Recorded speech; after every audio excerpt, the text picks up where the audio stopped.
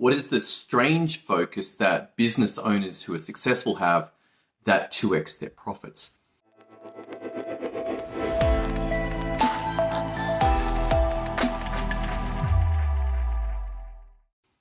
What is this strange focus? What makes them successful? How could you double your profits? Interesting questions to me. Interesting questions to me, indeed. I'm like, okay, what are we dealing with in business? Well, at its roots, you are dealing with people. You are having your team, who are people, do the work. And yes, you might have fancy automations and software and all that sort of stuff, but guess what? Somebody set that up in the first place. And that was a person. That was someone in your team. People involved in your business. Now, that could just be you, and that's great. But as you get bigger, you start to be able to interact with your team. You're like, hey, we need this done. We need this done. I want that done. I want this done. And then the problems begin. Why is this? Well, because people are fallible. People don't hear what is said. They might interpret it differently. They might just mishear it. They might not be clear on what the required outcome is. They might not have done that work for 2, 3, 4 weeks. And they're kind of a little bit, I kind of remember how to do it, but not really.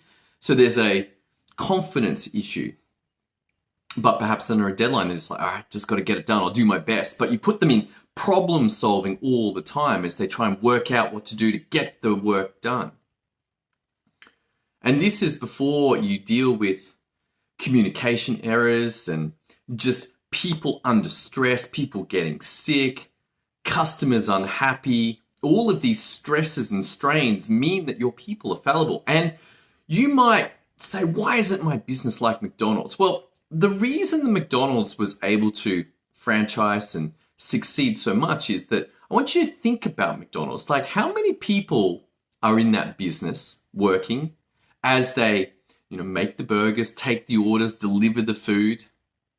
But notice something about McDonald's is that you do not have the person who takes the order, then go run around the back and flip the burgers and then go and bag it all up and then take it back to the customer. No. There's like 4 people doing one job. One job. That's all that they're doing. They're taking the order. Take the money. The next person fulfills on the order. They're just making the burgers. And maybe there's 2 people there, there's 3 people there, there's 4, but there's somebody doing the burgers, there's someone making the burgers, someone making the chips. One job per person. Someone takes all of it and puts it together in the bag and delivers it to the customer. Now, notice that the critical aspect of this is that there is just one person doing one job. And that's all they're doing. They've been trained on that one job. They know how to do that one job. And that is the sole purpose for them to be there, is to do that one job. But it's likely that your business is not like that. That it's a little bit more complicated. Perhaps you've got one person doing multiple jobs. Or you've got one person doing multiple projects. And they're involved in other things. They've got multiple things going on at once. And now your ability to work like McDonald's goes out the window. Why? Well, because at McDonald's, you don't need to keep looking at the manual to work out how to flip the burger. Like, it's the same thing over and over. Take the burger, flip the burger, count to put on the timer, it's ready. Do it again, do it again, do it again, do it again. It's pretty repetitive. But it's likely that if you're not in a fast food business, but you're in a business that actually is serving people or delivering products, multiple products, that you've got a lot going on, and now you have a problem.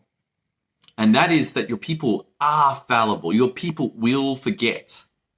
And so where is this strange focus that successful business owners place?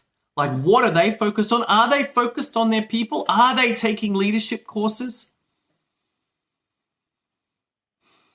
No.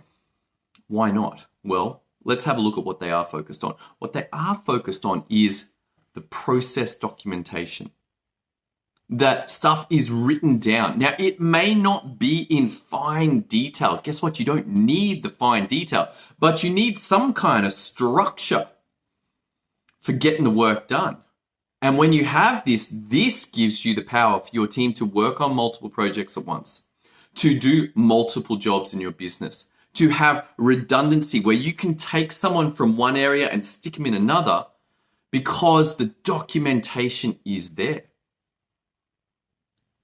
And you can get all granular, you can get fine detail, but at the beginning when you're just building out, you just want to know one thing, and this is what they focus on. Does that system work? Does it give the results that it's meant to? And if it does, okay, what are the steps involved? Okay, let's give them some names. Hey, what was step 1? What was step 2? What was step 3? Because when they focus on that, there's a couple of interesting things that happen. Number 1, if your team will do those steps over and over, guess what? They're going to get the same result, just like the burger flipper. But you can take them to another part of the business and do the different steps, but they still do step 1, step 2, step 3. Out comes a different result. And what do they need for this? They need to have that result, that process documented. They need to know what they're doing. Oh yeah, I'm going to do this, and then this, and then this. And ideally, you would have them track it so you can see what they're working on. So you know what work is being done right now, what work is falling behind. Makes it easier at performance reviews. You look back and go, oh, hey, what'd you do over the last 3 months? Let's check it out. All tracked. So not only are they focused on having process documentation, they are focused on having their team track what they are up to. Why would they do this? Well, it limits errors, it limits mistakes, it decreases risk, it increases profit. Why? Because you don't have to keep having your team go back and do the same thing 3 times when the error was made because they didn't use the instructions. And it's not that people don't want to use the instructions, it's just that most businesses either don't have the instructions, don't know to focus on it, or do, but their team don't use them. This is your real art form. How do you get your team to use your processes? This is where successful business owners are focused. They're like, okay, we got the processes, now let's use them. We got the processes, now use them. Process, use. Process, use. What is the purpose of having a process if your team doesn't use it? You may as well not have it. You may as well go back to telling people what to do and micromanaging. Everyone loves good micromanaging. Yeah, love being told what to do.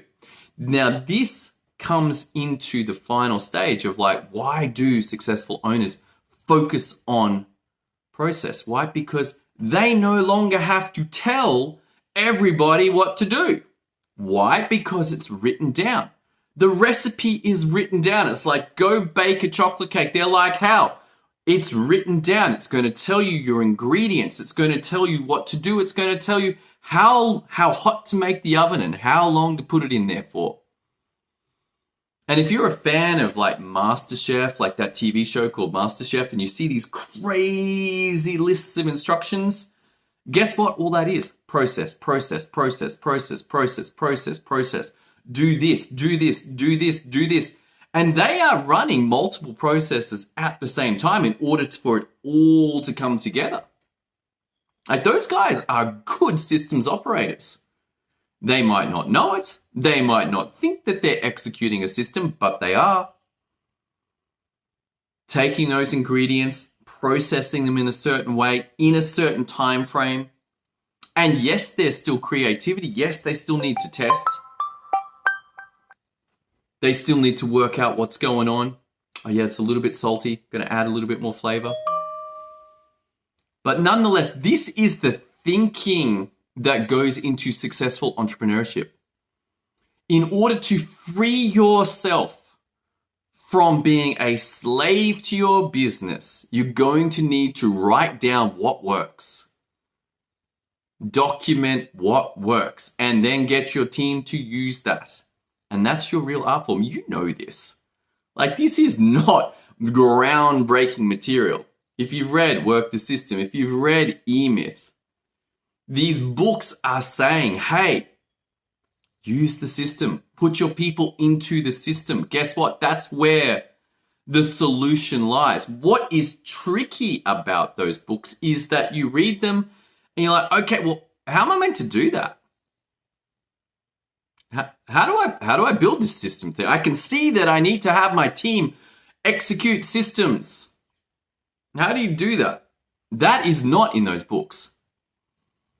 The mindset is, the insight is, the light bulb is. And I was chatting to a friend of mine this morning. He actually said that there may be a second book that was written and said, oh, actually, that didn't work. Why? Because most people struggle to know what a system is, know how to build a system, know how to get their teams to use them. But you get this. This is the focus. This is where your profits are. This is where your success is. Why? Because your team are able to do so much more in the time available. Realize that if a 2-hour job gets done wrong, and then it gets done again incorrectly, and done again incorrectly, and then finally at the 4th go, and realize that some of those errors might take far longer than the 2 hours that it took to actually do the work. Like if you allow an error to progress down to a very significant place, let's say that you're an architect and the design passes and no one picks up the error and then they build it and then you got to go pay for the fixing. It is 100 times cheaper to fix it on the plans. My wife and I have this argument all the time. I'm like, build the plan. She's like, we already got the plans. I'm like, those plans don't represent what's going on. Get new plans. She's like, no. I'm like, this is a recipe for disaster. I will not sign off on a build without plans. Are you willing to build a house without plans? What do you think the chances of success are? Small. Why? Because there's too many errors. There's too much risk. There's not a written plan. And even with the written plan, it's still difficult. There's a beautiful Grand Designs episode where it stayed on time and it stayed on budget. Why was that? The guy said, I didn't change the plans. What do all the rest of them do? They change the plans and it makes it more expensive and slower. And guess what that means in business? That means your profitability goes out the window. You should be making more. This is a key to having increased revenues. This is a key to having increased profitability. And this is a key to you having a life. Do you like staying up to 2 a.m. till staying up to 3 a.m.? Are you having a good time with your wife or husband? No, you're working at a computer at 2 a.m. in the morning. What the heck are you going to do? Is this sustainable? Hell no. Hell no. This is not sustainable. Eventually something will happen. Your body will give out. Your marriage will give out. If you're married, your relationship will end. Your kids won't talk to you. Develop a decent addiction to alcohol or drugs. I mean, all of these are risks because you won't learn how to systemize. You think systems are boring. You're like, man, systems is like broccoli. You know, everyone knows that you got to eat the broccoli, have your greens, some kind of chore. When are we going to get to the retargeting Facebook ads? When are we going to get to the new funnel? When are we going to get to the awesome experience XP fulfillment experience? You know what's underneath all of those? A system.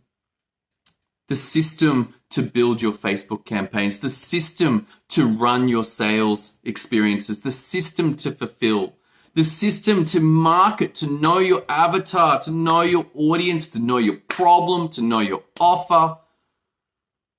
These are all systems, the systems to do your invoicing, the system to do your billing. Guess what? You get the system and suddenly the work is done the first time. And it's done right. It's done correctly. But systems are boring. Systems limit creativity. Why would you even want to know about systems?